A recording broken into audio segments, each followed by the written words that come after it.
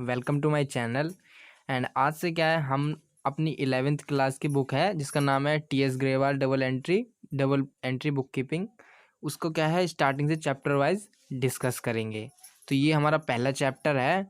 बाकी मैंने तो वैसे अकाउंटिंग प्रिंसिपल की भी जो वीडियो बना के अपने यूट्यूब चैनल पे डाल रखी है, अगर आपको पहले वो देखनी है तो आप वो भी देख सकते हैं। बाकी ये चैप्टर फर्स्ट है और आज से हम इसकी शुरुआत कर रहे हैं। अगर मैं सिंपल लैंग्वेज में आपको अकाउंटिंग का मतलब बताऊं तो बेसिकली अकाउंटिंग का मतलब होता है सिस्टमेटिक रिकॉर्ड करना, फाइनेंशियल ट्रांजैक्शन का सिस्टमेटिक रिकॉर्ड करना हमारी बुक्स ऑफ अकाउंट में। बेसिकली जो ये अकाउंटिंग एक टर्म है, ऐसा ये बहुत डाइवर्सिफाई है। ये सिंपल ये नहीं कि एक वर्ड है तो बस एक ही चीज़ करनी है। ये बहुत डाइवर्सिफाई वर्ड है, इसमें हमें कई सारे प्रोसेस करने पड़ते हैं। ये सारे प्रोसेस बेसिकली हम अपने डाटा को और प्रिसाइज फॉर्म में लाने के लिए करते हैं। प्रिसाइज फॉर्म में हम इसलिए लाते हैं कि सो दैट उसे कोई देखे तो ईजिली अंडरस्टैंड कर पाए। समझ रहे हो ना, ईजिली अंडरस्टैंड कर पाए, इस मारे हम उसको एक अच्छी फॉर्म में लाना चाहते हैं। तो उसी के कारण हमें सारे स्टेप्स फॉलो करने पड़ते हैं। अभी मैं सारे आपको स्टेप्स भी बताऊंगा क्या क्या करने पड़ते हैं हमारी पूरी अकाउंटिंग करने के लिए। आइए देखिए, यहाँ पढ़ते हैं, लिखा है accounting is a systematic process of identifying, measuring, recording, classifying, summarizing, interpreting and communicating the financial information। ये सारे जो हैं स्टेप्स हमको फॉलो करने पड़ते हैं जब हम अकाउंटिंग करते हैं।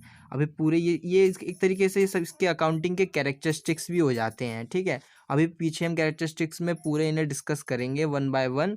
अब देखिए और क्या लिखा है, अकाउंटिंग गिव्स इंफॉर्मेशन। अकाउंटिंग क्या है, हमें सब इंफॉर्मेशन प्रोवाइड करता है रिसोर्सेज से related. How the available resources have been employed, the result achieved by their use, कि क्या रिजल्ट आएगा इनके यूज़ से। आप इसकी डेफिनेशन यहाँ से देख सकते हैं, यहाँ लिखी हुई है, accounting is an art of recording, classifying and summarising in a significant manner.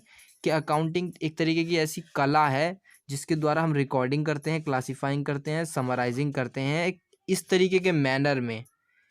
And in terms of money के टर्म्स में, पहले एक चीज़ बता दूं कि हम आपको भी पता होगा कि हम कोई सा भी जो फाइनेंशियल ट्रांजैक्शन रिकॉर्ड करते हैं वो जब तक इन टर्म्स ऑफ मनी मेजरमेंट नहीं हो पाएगा तब तक हम उसको रिकॉर्ड नहीं करेंगे।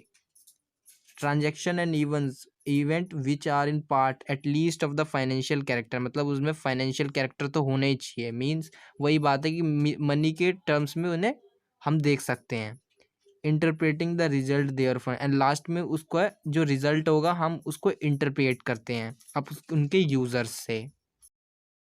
आइए कैरेक्टरिस्टिक्स डिस्कस कर लेते हैं। तो फर्स्ट क्या कैरेक्टरिस्टिक्स है उसकी, identification of financial transaction and events. वही जो पीछे हमने सारी डेफिनेशन में पढ़े थे ना स्टेप्स, वही सारे हैं, ये सारे उसके कैरेक्टरिस्टिक्स बन जाते हैं। तो फर्स्ट हमारा कह रहा है identification of financial transaction and events. तो ये लाइन कह रही है कि हम पहले तो उस ट्रांजैक्शन को आइडेंटिफाई करेंगे कि वो जो ट्रांजैक्शन है उन्हें हम मॉनेटरी टर्म्स में मेज़र कर सकते हैं कि नहीं कर सकते हैं। अभी देखिए इधर लिखा भी है, accounting records only those transaction and event which can be measure in terms of money, जिन्हें हम मेज़र कर सकते हैं। जैसे अब परचेज ऑफ रॉ मटेरियल है तो हम बता सकते हैं कि हमने रॉ मटेरियल 100 का ख़रीदा है, 200 का ख़रीदा है, 300 का ख़रीदा है, तो हम इसको मेज़र कर सकते हैं in the terms of money. वैसे sale of finish goods of by a firm, इसमें भी बता सकते हैं कि हमने इतनी की सेल करी है। अब सेकंड देखते हैं, मेजरिंग द आइडेंटिफाइड ट्रांजेक्शन। अब इसमें क्या है, सेकंड स्टेप में हम उसको मेजर करते हैं एक्चुअल में। ये लाइन कहती है अकाउंटिंग मेजर्स द ट्रांजैक्शन, अब उसमें मेजर करते हैं हम। And event in terms of common measurement unit, वही मनी, ठीक है। एंड देख लीजिए इधर क्या लिखा है, नोट में an event which can not be measured in terms of money in not recorded in the books of account. ऐसे इवेंट और ट्रांजैक्शन जो मनी के टर्म्स में मेजर नहीं कर सकते, हम उनको रिकॉर्ड भी नहीं करेंगे। अब देखिए कैसे कैसे एग्जांपल दे रखे हैं, इवेंट लाइक कैलिबर और a quality of management. Calibre मतलब उनकी एक तरीके की ऐसे क्वालिटी कह सकते हैं, इधर लिखा भी है, और क्वालिटी ऑफ मैनेजमेंट, उनकी टीम, उनका appointment of manager are not recorded, कि मैनेजर कितना मतलब एकदम तरीके से देख सकते हैं कि उसकी क्वालिटी, कि मैनेजर कितना अच्छा अपना कर रहा है अपने काम को, तो उस सब चीज़ों को हम मेज़र नहीं कर सकते। थर्ड देखते हैं, थर्ड क्या लिखा है, रिकॉर्डिंग। अब इसमें क्या है, अब थर्ड स्टेप में हम क्या करेंगे, अब देखो हमारे पास ट्रांजैक्शन आ गया है। अब हम देखना एंड के स्टेप तक इसे इतनी प्रिसाइज फॉर्म तक ले जाएंगे कि आज जो भी इसे देखेगा उसे ईजिली अंडरस्टैंड कर पाएगा हमारे फाइनेंशियल स्टेटमेंट को। अब रिकॉर्डिंग में देख लेते हैं क्या करते हैं। Accounting is an art of recording the business transaction in the books of account. Recording is the process of entering the business transaction. Business transaction की रिकॉर्ड करना मीन्स लिखना for of financial in the books of original entry. Journal बनाते हैं हम। अब देख ली original in the books of original entry हम जर्नल को कहते हैं, ठीक है। अगर एमसीक्यू में क्वेश्चन आता है बुक्स ऑफ ओरिजिनल एंट्री किसे कहते हैं, तो जर्नल में कहते हैं। तो हम क्या है पहले फिर अब जर्नल में रिकॉर्डिंग करेंगे उसकी। जर्नल के बाद क्या कहते हैं, हम सब्सिडरी बुक्स में भी डिवाइड कर देते हैं कि कैश से रिलेटेड जो भी ट्रांजेक्शन होता है वो कैश बुक में आ जाता है, परचेज से रिलेटेड ट्रांजेक्शन परचेज बुक में आ जाता है। तो यहाँ बेसिकली हम रिकॉर्डिंग कर लेते हैं उन ट्रांजेक्शन्स की। फोर्थ देखते हैं। फोर्थ क्या है, क्लासीफाइंग। क्लासीफाइंग बेसिकली क्या है, आप समझ लीजिए जैसे जैसे मैंने बताया ना और नीचे जा रहे हैं तो और प्रिसाइज फॉर्म में। क्लासीफाई में क्या करते हैं, हम लेजर बनाते हैं, लेजर अकाउंट। अभी आपको बेसिक नहीं पता हो, आप धीरे धीरे जैसे आगे चैप्टर में पहुंचोगे आपको पता चल जाएगा। लेजर में बेसिकली हम क्या है अकाउंट बनाते हैं, पर्टिकुलर अकाउंट बन जाता है। कोई पर्टिकुलर अकाउंट जैसे डेटर होगा तो डेटर का अकाउंट बन जाएगा, ऐसे होगा तो पर्टिकुलर अकाउंट बन जाता है। कोई एक्सपेंस होगा तो उससे रिलेटेड अकाउंट होगा, जैसे कोई अगर मान लो ये राहुल, मान लो हमारा कोई क्रेडिटर है तो उससे रिलेटेड अकाउंट बन जाएगा। तो राहुल के अगर अकाउंट बन जाएगा तो राहुल से रिलेटेड जितने भी इवेंट हुए होंगे, ट्रांजेक्शन हुए होंगे, उसको क्या है राहुल के अकाउंट में ही हम रिकॉर्ड करेंगे। जैसे किसी को देखना हो राहुल से रिलेटेड ट्रांजेक्शन हमने कितने करे हैं, तो सीधा क्या है वो राहुल का अकाउंट खोलेगा और देख लेगा भाई कि राहुल से जितने जितने ट्रांजेक्शन हुए हैं वो सारे यहाँ लिखे। पांचवा देखते हैं, पांचवे का नाम है समराइजिंग। बेसिकली समराइजिंग का मतलब होता है पूरे डाटा को एक जगह लेकर आना।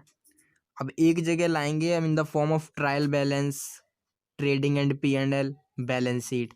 ट्रायल बैलेंस में क्या होता है, सबके सब जितने भी हमारे एसेट्स के अकाउंट होते हैं, एक्सपेंस से रिलेटेड अकाउंट होते हैं, सारे अकाउंट आ जाते हैं। मीन्स हमारा जितना ऊपर का डाटा होता है सारा ट्रायल बैलेंस के अकाउंट में नोट हो जाता है। Trading and profit and loss account बनाते हैं। ट्रेडिंग अकाउंट से बेसिकली हमारा ग्रॉस प्रॉफिट निकलता है एंड वही ग्रॉस प्रॉफिट ट्रांसफर होकर P&L में। फिर अगर P&L में हमें फिर प्रॉफिट हुआ है तो हमें फिर नेट प्रॉफिट होता है, ठीक है। अगर वैसे ही हमें यहाँ पे ट्रेडिंग में क्या होता है ग्रॉस लॉस होता है, और अगर ग्रॉस लॉस होता है तो फिर हम उसे P&L में ट्रांसफ़र करते हैं। फिर P&L से अगर हमें लॉस हुआ है तो वो नेट लॉस होता है। And after that balance sheet भी बनाते हैं हम। तो वही ये सारे डाटा को समराइज करते हैं हम। यहाँ लाइन भी देखिए आप, वही कह रही है कि क्लासीफाई करते हैं डाटा इस ऐसे तरीके से कि वो अंडरस्टैंडेबल फॉर्म में आ जाता है, सो दैट उसको इंटरनल यूज़र्स होंगे उसके एक्सटर्नल यूज़र्स ईजिली अंडरस्टैंड कर पाएँ। एक चीज़ देखिए यहाँ पे, ट्रेडिंग अकाउंट और प्रॉफिट एंड लॉस अकाउंट और बैलेंस शीट को हम फाइनल अकाउंट कहते हैं और फाइनेंशियल स्टेटमेंट कहते हैं, या हम ऐसे भी कह सकते हैं फाइनेंशियल स्टेटमेंट के ये तीन एलिमेंट हैं, ठीक है। फाइनल अकाउंट भी सेम, वो फाइनल अकाउंट और फाइनेंशियल स्टेटमेंट। सिक्स स्टेप को देख लेते हैं जिसका नाम है बेसिकली एनालिसिस एंड इंटरप्रिटेशन। तो इस स्टेप में क्या होता है, जो यूज़र होते हैं वो फाइनेंशियल स्टेटमेंट को एनालाइज करते हैं, मींस चेक करते हैं। और उसको फाइनेंशियल स्टेटमेंट को चेक करके वो ये डिटरमाइन करते हैं कि भाई इस कंपनी और ऑर्गेनाइजेशन की क्या कंडीशन है। मैंने ऊपर आपको बताया ये जो फाइनल अकाउंट फाइनेंशियल स्टेटमेंट है इसमें तीन एलिमेंट आते हैं, trading, P&L and balance sheet. तो P&L से क्या है basically profit and loss account से हम उस पर्टिकुलर ईयर का फाइनेंशियल परफॉर्मेंस देख सकते हैं। आप ये चीज़ नोट कर लेना कि हम प्रॉफिट एंड लॉस अकाउंट से फाइनेंशियल उस साल का परफॉर्मेंस देख सकते हैं। और अगर हमें फाइनेंशियल पोजीशन देखनी है, मींस कि ऑर्गेनाइजेशन की पोजीशन क्या है, ऑर्गेनाइजेशन के पास कितने एसेट्स हैं, कितनी लाइबिलिटीज़ हैं, तो उसके लिए हम बैलेंस शीट को गो थ्रू करेंगे। तो इससे क्या है पोजीशन पता चल पाएगी। तो किसी को अगर पोजीशन देखनी होती है कि पर्टिकुलर ऑर्गेनाइजेशन की, तो वो बैलेंस शीट को रेफर करता है। एंड अगर उसका पर्टिकुलर और ईयर का परफॉर्मेंस चेक करना होता है तो प्रॉफिट एंड लॉस अकाउंट में करता है। ये इसलिए भी ज़रूरी है ना, बिकॉज कि कोई भी इन्वेस्टर जो होगा ऐसी थोड़ी किसी कंपनी ऑर्गेनाइजेशन में इन्वेस्ट कर देगा, पहले देखेगा ना कि क्या पोजीशन क्या है ऑर्गेनाइजेशन की, एंड आफ्टर दैट वो उसमें इन्वेस्ट करेगा ना। तो इस कारण से वो एनालाइज करते हैं उसकी कंपनी की फाइनेंशियल स्टेटमेंट को, और आफ्टर दैट वो इन्वेस्ट करते हैं। अब लास्ट स्टेप जो है सेवेंथ, क्या नाम है, कम्युनिकेशन।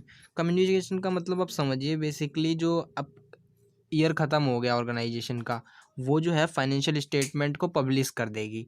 अब वो फाइनेंशियल स्टेटमेंट को पब्लिश कर देगी जिससे कि क्या है, जो उसके यूज़र्स हैं वो उसे ईजिली एनालाइज कर पाएंगे। अब देखिए मैं बता दूं आपको, यूज़र्स दो हैं, दो तरीके के होते हैं, एक होता है इंटरनल यूज़र और एक होता है एक्सटर्नल यूज़र्स। तो इंटरनल यूज़र्स कौन होते हैं, तो इंटरनल यूज़र्स होते हैं जो ऑर्गेनाइजेशन के अंदर होते हैं, जैसे कि हो गया ऑनर, स्टेक होल्डर्स, और क्या हो गया, मैनेजमेंट हो गया। तो ये सब जो है इंटरनल यूज़र हैं। अगर एक्सटर्नल यूज़र्स की बात करी जाए तो एक्सटर्नल यूज़र में जैसे इन्वेस्टर्स हो गए, बैंक्स हो गई, गवर्नमेंट हो गई, एंड और बताएं तो क्रेडिटर हो गए। तो ये सब क्या है, एक्सटर्नल यूज़र्स। ये सब पब्लिश तो हो ही जाएगा, तो ईजिली क्या है फिर जो उसके यूज़र्स हैं वो डिसीजन मेकिंग कर सकते हैं। जैसे आपको पता है ऑर्गेनाइजेशन में मैनेजमेंट डिसीजन मेकिंग करता है, वैसे ही बाहर जैसे कोई इन्वेस्टर्स होगा तो उसे कोई डिसीजन मेकिंग करनी होगी तो वो पहले कंपनी की फाइनेंशियल स्टेटमेंट को लेगा, उसको समझेगा कि भैया कैसे क्या है, एंड आफ्टर दैट वो डिसीजन मेकिंग करेगा। तो वीडियो को एंड करते हैं एंड अपने हम सेकंड वीडियो में यहाँ से कंटिन्यू करेंगे, इज़ अकाउंटिंग अ साइंस और an art. And thank you for watching. अगर वीडियो पसंद आई हो तो प्लीज़ लाइक करें, शेयर करें, और प्लीज़ चैनल को सब्सक्राइब करके बेल आइकन को ज़रूर दबा लें, और इस चैनल को ज़्यादा से ज़्यादा शेयर करें, जो कि अच्छा होगा आपके लिए भी और जो देखेगा उसके लिए भी। हम ऐसे ही धीरे धीरे करके चैप्टर वाइज कर करके हम पूरी अपनी बुक ख़त्म करेंगे। Thank you.